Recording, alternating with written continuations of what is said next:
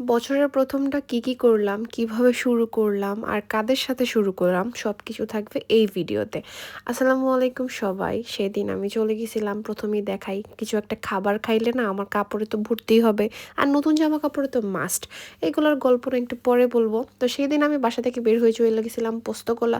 কারণ আমাদের যাওয়ার প্ল্যানিং ছিল মাওয়া। আমরা একটা হাইস ভাড়া করি মেয়েরা যে আমরা চলে যাব মাওয়াতে।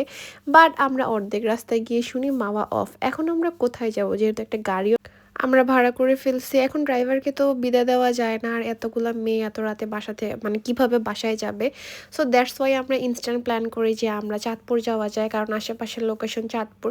অ্যান্ড আমরা একদম বাজেট নিয়ে বের হই। এই বাজেটটা একদম ক্রস করে আমরা চাঁদপুর চলে যাই, কারণ বছরের ১ম দিন একদম ব্যাড বাস খাইতে চাইনি। আর আমাদের বছরের ১ম দিনেই আমাদের ফ্রেন্ড সোহানার জন্মদিন ছিল। তো আমরা আসলে একদম ভুলেই গেছিলাম তাড়াহুড়ায়, কেক টেক মনে নাই। তো আমরা একটা মুদি দোকান থেকে দাঁড়ায়া ছোটো একটা কেক কিনে ওর বার্থডেটা আমরা প্ল্যান করি, সারপ্রাইজ করি ওকে। ও খুবই খুশি হয়েছিল।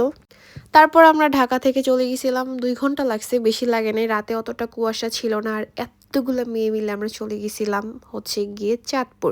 চাঁদপুর একদম ঘাটে গিয়ে আমরা অনেক মজা করি। অ্যান্ড ফার্স্টে আমরা ভাবছি ইলিশ পাবো না।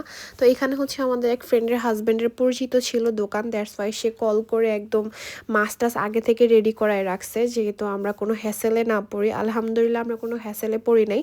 মাছগুলা একটু ফ্রিজিং ছিল, মানে একটা আছে না যে মাওয়ার যে ভাইবটা, অনেকগুলা মাছ দেখে আপনি কিনতে পারবেন বা যেটা ভালো লাগবে সেটা। বাট না, এখানে যেহেতু মানে নাই মামার থেকে কানা মামা ভালো একটা ব্যাপার আছে না, সেটাই হইছে। তো আমরা এই মাছগুলো দেখতেছিলাম, একদম ঠান্ডা ফ্রিজিং ছিল।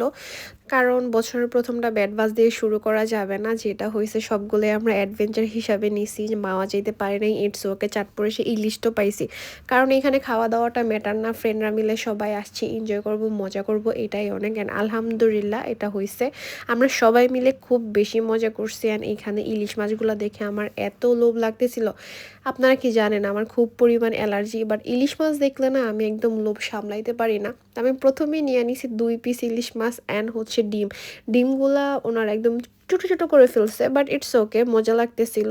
তা আমরা চলে গেছিলাম ক্যাফে মোহনাতে, যেটা আমাদের ফ্রেন্ডের হাজব্যান্ডের পরিচিত ছিল, দ্যাটস ওয়াই। তারপর আমরা খেয়ে যখন লঞ্চ ঘাটে গেছি না, রাত ২:৩০-৩টার দিকে, মানে পাশেই তো লঞ্চ ঘাট।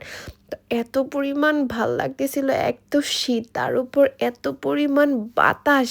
এই বাতাসে এতগুলা মেয়ে দাঁড়ায় দাঁড়ায় ফিল করতেছিলাম ভাই, যার যার জীবনে কষ্ট যাই হোক, তারা সবাই অনুরচনা দূর বাংলা পারি না, যাই হোক, সরি ভাই। তারপরে আমরা আসার সময় একটা টি ব্রেক নেই। এত কুয়াশা ছিল ভাই, যা বলার বাহিরে। আর আমি এই যে এটাই জিন্দেগি, এরকম ফ্রেন্ড পাইলে তার উপর যদি পা রাখা যায়, এর থেকে আরামের আর কি আছে।